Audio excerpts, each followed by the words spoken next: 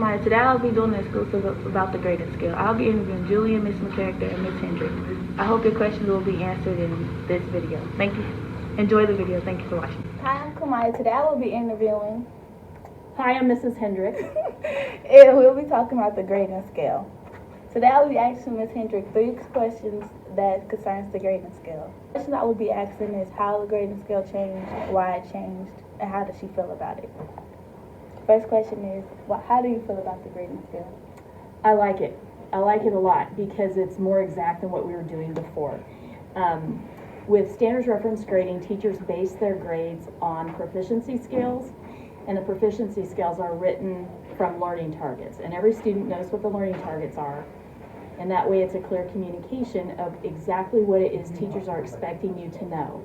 And so the proficiency scale puts a measurement on that learning target so that students know exactly at what level they have to be able to do the learning target, so they know what grade that they're going to get based on that. The next question will be, why did the grading scale change? The grading scale changed because our district wants us to, as teachers, they want us to be more accurate in the grades that we give to students. And so the district is moving towards standards reference grading for 6th through 12th grade. Okay. The next question will be, how do you think students feel about the grading scale? Honestly, I haven't spoken to that many students. I'm not sure how they feel about it. I'm sure that any change makes most people a little bit anxious, and trying to figure out exactly what that means for a student, I think, is part of this journey that we're currently on. Mm-hmm. We don't have a reporting system that reports in a standards reference grading way. Our reporting system reports in a percentage-based way. And so that puts teachers in a situation where they have to convert a standards reference grade of a 4, 3, 2, 1, or 0 into a percentage for Power School. And so I think right now we're kind of exploring the best way to communicate where a student's grade is at. We've always done that through Power School, and I think that that has been a little bit more of a challenge with the different grading system that we're using. But I do anticipate that that will change as all the schools in the district kind of get to the same point with grading. Okay, thank you, Ms. Hendrick, for interviewing with me today. I'm Kemya, and I'm here to interview Ms. McCarricker. And today we'll be talking about the grading scale. Ms. McCarricker, how do you think the grading scale affects students? I think it's been kind of a tough sell just because there's been so many changes going on with the pandemic and kind of getting back to regular school. So I just think it's a little hard for students to get used to. How do you think the teachers and the faculty feel about the grading scale? I actually think it's kind of a mixed bag. I think if you're a math teacher, you probably are super used to it because math started first. Yeah. I know in the English department, we are sometimes struggling to figure out what counts as a 3, what counts as a 4. So we're not as far along in our process as like the math teachers are. Yes. How do you think the students might feel about the grading scale? I think some students are a little frustrated. They miss like the B.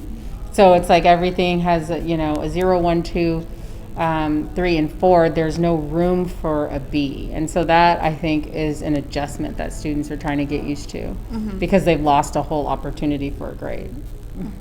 Thank you for joining my interview today, Ms. McCarricker. You're welcome. I'm interviewing Julian about the grading scale. Julian, how do you feel about the grading scale? How did it affect you? Personally, I'm not in agreement with the grading scale just because it has changed so much on every student in the school right now, and we're all trying to process how to get our grades to an A or keep them from being as low as they possibly can off of something that we don't understand the best, but we're trying and we still get a bad grade. So I think a lot of students are in frustration over it because they're trying to figure out how to keep their grades up, but in the same aspect, they don't really know how. So I think the grading scale just needs explained a little bit more, or it needs to be a little bit more lenient in certain situations. But personally, I'm not in agreement with the grading scale. As a senior, how has the grading scale affected you in your last year? So me as a senior, as a student athlete, a college prospect, the grading scale has really like made things very difficult for me to boost my GPA like I need to for my last year. Just because if I'm showing up to class late one day, then I'm getting a bad grade in that class, which obviously I need to be showing up to class on time. But then again, if I'm showing that I know how to do my course and my assignment the right way, then I feel like I should be getting a grade regarding that instead of me being there on time, because stuff happens. But when I am there, I'm doing my work and I do get my assignment done. So in that aspect, it's like I feel like I should be getting graded on what I'm doing and not how I'm doing it. Mm-hmm. Thank you for interviewing Thank today. you. Thank you for watching my School Stuff today. I hope your questions were answered and I hope you learned a lot from the video. Thank you.